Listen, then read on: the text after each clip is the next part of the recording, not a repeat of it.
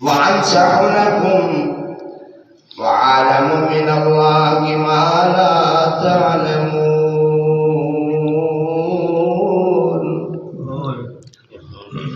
اے میری قوم، میں تو تمہاری خیر خواہی کرتا ہوں، تمہیں اللہ کا پیغام پہنچاتا ہوں، اور میں اللہ کی طرف سے جو میری طرف وحی کی جاتی ہے میں وہی تمہیں خبر دیتا ہوں۔ اواجبتم ان جاءکم ذکر من ربکم علی رجل منکم لینذرکم ولتتقوا ولعلکم ترحمون۔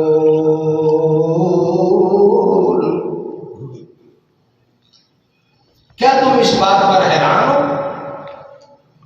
کہ اللہ کی طرف سے بندہ اللہ بھیجے اور نبی بنا کر وہ تمہیں حق سنائے، توحید سنائے، تمہیں دین سنائے، تمہیں صراط مستقیم پر چلائے، تم حیران ہوتے کہ بندہ کیوں آ گیا؟ بندہ نہ آئے تو اور کیا ہے؟ تھا جو مخلوق تدریج ہوئی خوب ہوا کہ غلامی میں بدل جاتا ہے قوموں کا زمین۔ اتنی دیر قوم غلامی میں رہ کر وہ دین سے منکر ہو گئے۔ اللہ 10 صدیوں کے بعد یا کہہ لو 8 صدیوں کے بعد حضرت نوح علیہ السلام آئے، لیکن قوم میں کوئی تبدیلی نہ آئی۔ 950 سال کہنا کوئی آسان نہیں ہے۔ 950 سال بڑی تبلیغ کی، بڑا سمجھایا، آخر پھر اللہ کی طرف سے انہوں نے آرڈر آ گیا، فَكَذَّبُوهُ فَأَنجَيْنَاهُ وَالَّذِينَ مَعَهُ فِي الْفُلْكِ وَأَغْرَقْنَا الَّذِينَ كَذَّبُوا بِآيَاتِنَا إِنَّهُمْ كَانُوا قَوْمًا عَمِينَ۔ آخر اللہ کو فرمایا جتنے ایمان والے ان کو کشتی میں بٹھا لو۔ کشتی بنائی گئی، کشتی میں بٹھا لیا، اور پھر فرمایا اب اللہ کا عذاب آنے والا ہے، حد ہو گئی ہے، خیر ہو گئی ہے۔ کشتی میں بٹھا لیا جو ایمان والے، اور باقی اعلان ہو گیا بھائی جو ایمان نہیں لایا اب وہ غرق ہوگا۔ آج بھی سمجھ جاؤ، اس وقت بھی کئی لوگ نہ سمجھے۔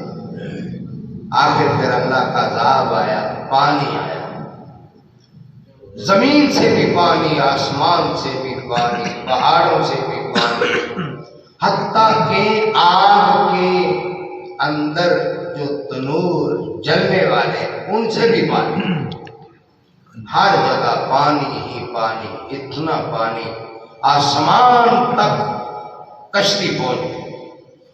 اور اپنا حقیقی بیٹا جو ایمان نہیں لایا تھا، اللہ نے ان کو بھی نوح علیہ السلام کے سامنے پانی میں غرق کر، اور پانی میں غرق ہوتا دیکھ کر حضرت نوح علیہ السلام کے دل میں آیا، یا اللہ وَحَالَ بَيْنَكُمُ الْمَوْجُ، اور ان کے درمیان بڑی موج آئی، بیٹے کو ڈوبتا ہوا پایا، کہنے لگے یا اللہ اِنَّ بَنِي مِنْ أَهْلِي وَإِنَّ وَعْدَكَ الْحَقُّ وَأَنْتَ أَحْكَمُ الْحَاكِمِينَ۔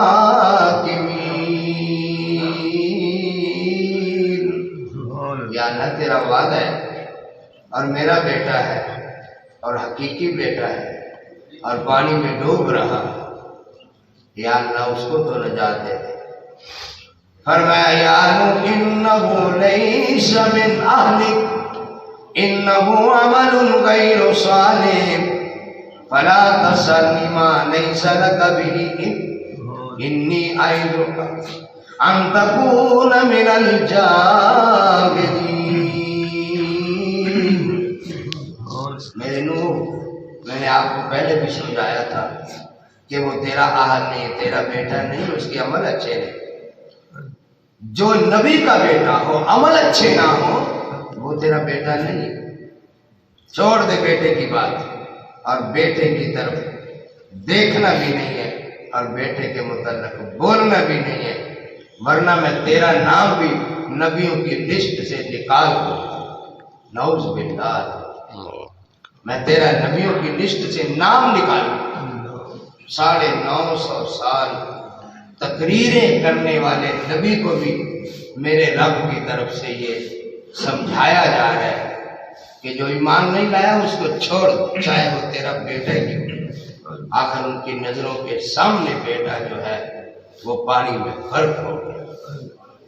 तो अल्लाह रब्बुल आलमीन की तौहीद निजात का जरिया है, और शिर्क जो है ये दिमाग को माऊफ कर देता है, तबीयत खराब कर देता है, और तबाही और बर्बादी हो जाती है जिस कौम के अंदर शिर्क आ जाए। अल्लाह रब्बुल आलमीन हम सबको अंबिया की